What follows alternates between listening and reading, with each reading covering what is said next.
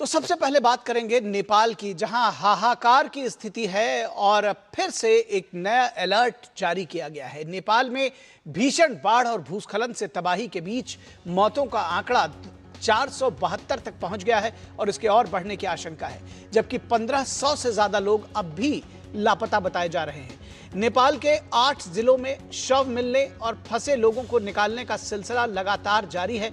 खतरा अभी टला नहीं है। बाढ़ प्रभावित क्षेत्रों से मलबे से बनी हुई नई झील में 25 लाख क्यूबिक मीटर से ज्यादा पानी जमा होने की खबर है। आने वाले दिनों में पानी का दबाव और बढ़ने की आशंका के बीच झील के फटने का खतरा भी जताया जा रहा है। अनुमान है कि ये इतना पानी है इसमें कि लगभग 1200 ओलंपिक साइज के स्विमिंग पूल इसके जरिए तैयार हो जाए।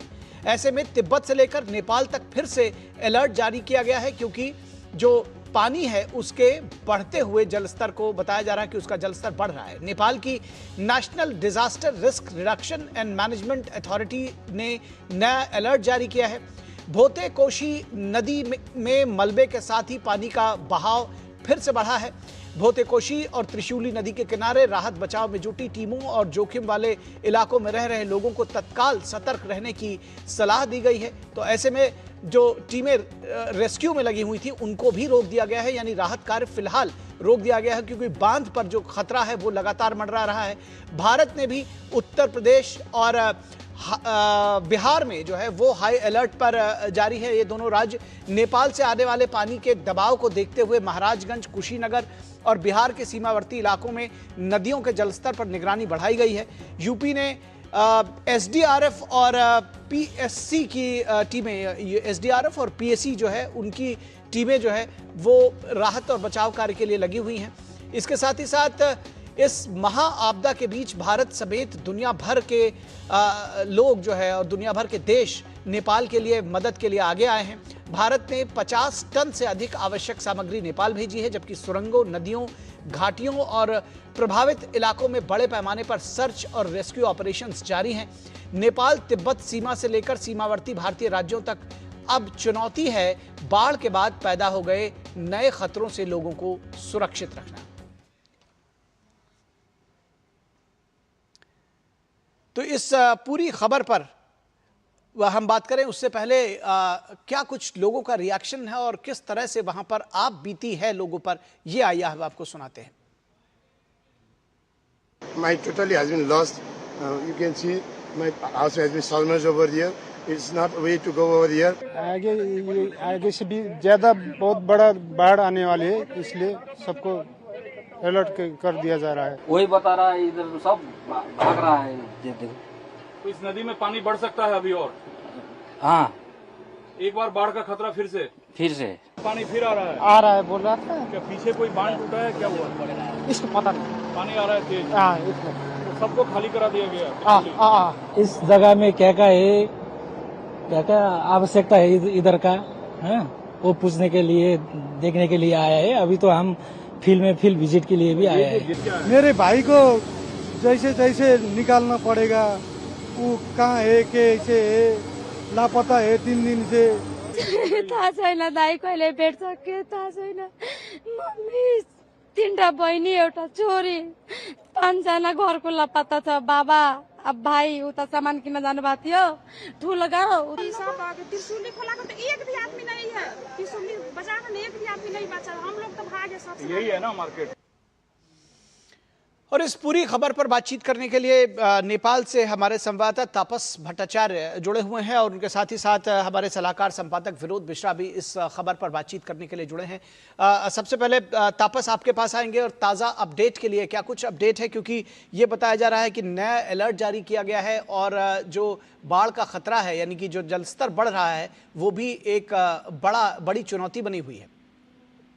इसमें कोई दो राय नहीं कि बाढ़ का खतरा अभी भी बना हुआ। असल में अभी एडवाइजरी भी जारी की गई है नेपाली गवर्नमेंट के हवाले से। इसमें ये कहा गया है कि जो एक फ्रेश फ्लड अलर्ट है रासुआ डिस्ट्रिक्ट जो है वहाँ पे, तो जो national disaster risk reduction and management authority है नेपाल का, उन्होंने कहा कि पानी के साथ डेब्रिज यानी मिट्टी और बाकी चीजें भी बहुत ज्यादा पैमाने पे कोशी रिवर का जो इलाका है वहाँ पे आ सकती है। और वहाँ पे जो लोग काम करेंगे, हम लोग खुद अभी उसी के आसपास ही है, तो बताया गया कि जो लोग वहाँ पे रेस्क्यू एफर्ट में काम कर रहे हैं वो भी थोड़ा सा ध्यान रखें, और जो लोग उस साइड उस तरफ को रह रहे हैं तो वो भी ऐसा ना समझे कि जो बाढ़ है वो चला गया 2 दिन पहले, उसके बाद नहीं आएगा, ये वाला भी उनको नुकसान दे सकता है। तो ये जो अलर्ट है वो इस वक्त आ चुका है। और इसके साथ साथ मैं ये बताना चाहूंगा, अभी मेरी थोड़ी देर पहले बात हुई है जो doctor Ram Thapa Chhetri medical officer है नेपाल गवर्नमेंट में, यहाँ पे एक जगह है ये नुवाकोट करके, ये जगह जो है बहुत ज्यादा तरफ से प्रभावित हुई है ये बाढ़ से, और यहाँ पे इन्होंने नेपाली आर्मी का एक स्टेशन था उसको उन्होंने rescue operation centre, base centre की तरह तैयार किया है, उसको तब्दील किया है। और उन्होंने कहा मुझसे बात करने के बाद कि 490 आज के दिन लेके बॉडी रिकवर कर चुके हैं अभी तक इस जगह पे, और भी एक्सपेक्ट कर रहे हैं ये जो नंबर है ये और आगे तक जा सकता है। तो लोगों को निकालने का, रेस्क्यू करने का, उसके साथ साथ जो मलबे में जो शरीर दफन है, जो बॉडी दफन है, उनको भी निकालने का काम चल रहा है। निखिल, अगर हम इसको समझना चाहें, क्योंकि जिस तरह से आपने अपडेट दिया है, क्या कुछ किया जा रहा है जो जिन लोगों को जो लापता थे उनको ढूंढने के लिए, क्योंकि ये कहा जा रहा है कि लगभग 8 से ज्यादा जिले इसमें प्रभावित हैं और रेस्क्यू का जो काम है वो बहुत बड़ा है। जी बिल्कुल, आपने सही कहा कि बहुत सारे जिले जो है इसमें प्रभावित हुए हैं। मैं चीज आपको बताना चाहूंगा निखिल, क्योंकि अभी हम लोग ग्राउंड पे है, नेट कनेक्टिविटी एकदम कहे तो ठप ही है जितना आगे जा रहे हैं। फोन मोबाइल कनेक्टिविटी भी बहुत कम है यहाँ पे, बहुत मुश्किल से बात कर पा रहे हैं हम लोग।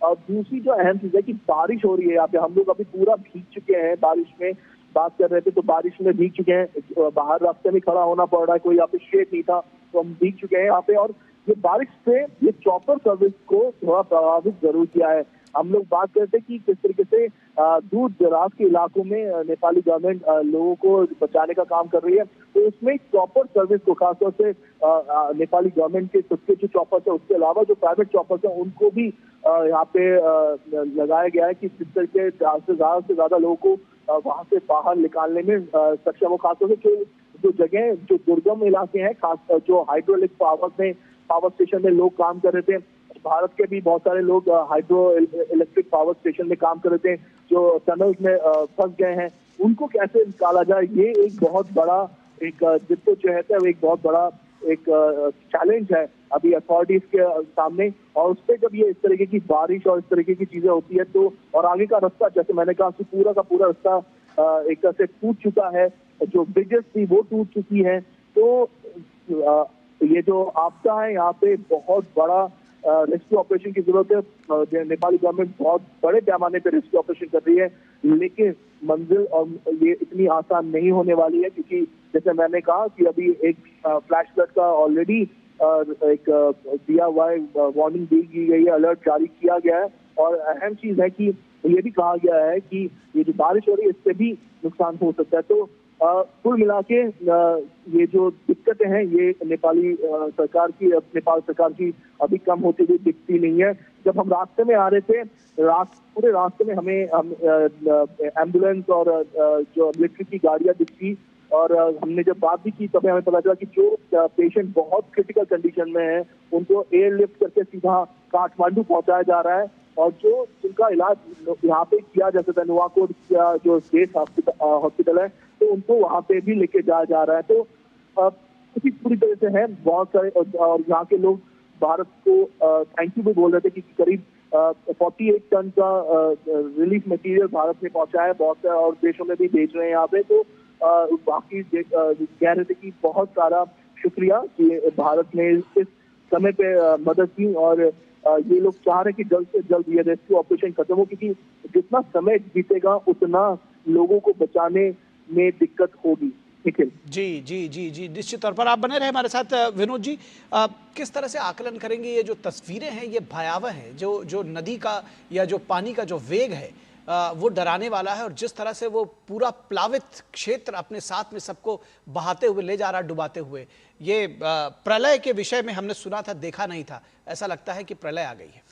निखिल, आप जो अभी तस्वीर दिखा रहे थे वो तो एक दिन पहले का, आप ये कहिए कि ये बुधवार का ये जल प्रलय था जी। और आज जब ये अलर्ट जारी हुआ है नेपाल पुलिस और नेपाल के आर्मी के तरफ सरकार के तरफ से, तो सोचिए कि ये पानी का जैसे जलस्तर त्रिशूल से आगे निकलेगा और जलस्तर बढ़ेगा, उसके बाद आने वाली जो चिंता है वो नेपाल में एक और बड़ी चुनौती है। और नेपाल के साथ साथ सारे बॉर्डरिंग स्टेट जो है उसके साथ में एक बड़ी चुनौती है। चुनौती इस बात को लेकर है कि जो नेपाल के आर्मी ने और नेपाल के सुरक्षा बलों ने जिस तरह से रेस्क्यू ऑपरेशन किया है वो भी काबिले तारीफ है। नेपाल में कम से कम अभी 14,000 से ज़्यादा सुरक्षा कर्मी सिर्फ रेस्क्यू में लगे हुए हैं और इतना चैलेंज लेते हुए और जिस तरीके से उसने शानदार काम किया है, आप ये देखिए त्रिशूल के हाइड्रोइलेक्ट्रिक प्रोजेक्ट से भी कम से कम 400 से ज़्यादा लोगों को रेस्क्यू किया है। ऐसे जगह से रेस्क्यू किया है जो कल्पना भी नहीं की जा सकती थी, जिन जगहों से रेस्क्यू होना असंभव से काम था, वहाँ नेपाल के आर्मी और नेपाल के सुरक्षा बलों ने रेस्क्यू किया है। तो कह सकते हैं कि नेपाल अपनी पूरी ताकत और अपनी पूरी निष्ठा से इस रेस्क्यू ऑपरेशन को अंजाम दे रहा है। जो आप कह रहे थे कि दुनिया के देशों ने मजबूती से नेपाल के साथ खड़े होने का अपना इज्म दोहराया है, मदद का हाथ बढ़ाया है।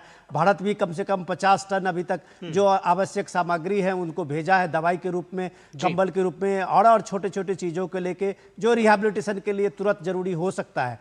लेकिन इंपॉर्टेंट ये है, जो ये चैलेंज है, एक चैलेंज के बाद दूसरा चैलेंज, ये देखना होगा। और ये डराने वाली तस्वीर है, जो तस्वीर आपने परसों का बुधवार के बाद जो एक झील के टूटने से हुआ था खतरा, और इतना कम से कम 6-7 डिस्ट्रिक्ट को अपने साथ में गांव से लेके शहर तक को बहा ले गया था। तिब्बत का जो ये दूसरा झील टूटा है उसका पानी का फ्लो किस तरह का होता है और वो किस तरह का विध्वंस पैदा करता है, ये अभी देखना बाकी है। मुझे लगता है कि नेपाल एक मुश्किल से तो अभी तक तो लगता है कि वो रेस्क्यू में मजबूती से खड़ा है, लेकिन ये दूसरा जो उसके सामने में चैलेंज आने वाला है उसको किस तरह से उस चैलेंज को मीट करता है, ये अभी देखना बाकी है। बाकी ये दुनिया के लिए भी एक चैलेंज है, क्योंकि मानवता संकट में है, नेपाल के लोग संकट में हैं और उस वादी में बैठे हुए जो लोग हैं एक उम्मीद रखते हैं कि दुनिया मदद के हाथ बढ़ाए। और मुझे लगता है कि इस हालत में पूरी दुनिया एक तरीके से मदद करने के लिए नेपाल के साथ खड़ी होगी। और ये चीज़ें जो है वो एक नेचर का, एक कुदरती आप कह सकते हैं कि बड़ा चैलेंज है,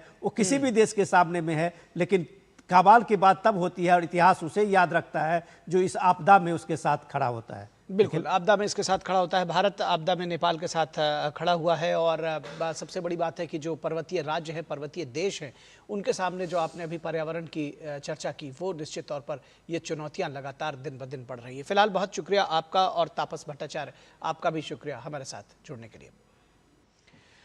और यहाँ रुकेंगे एक छोटे से ब्रेक के लिए। ब्रेक के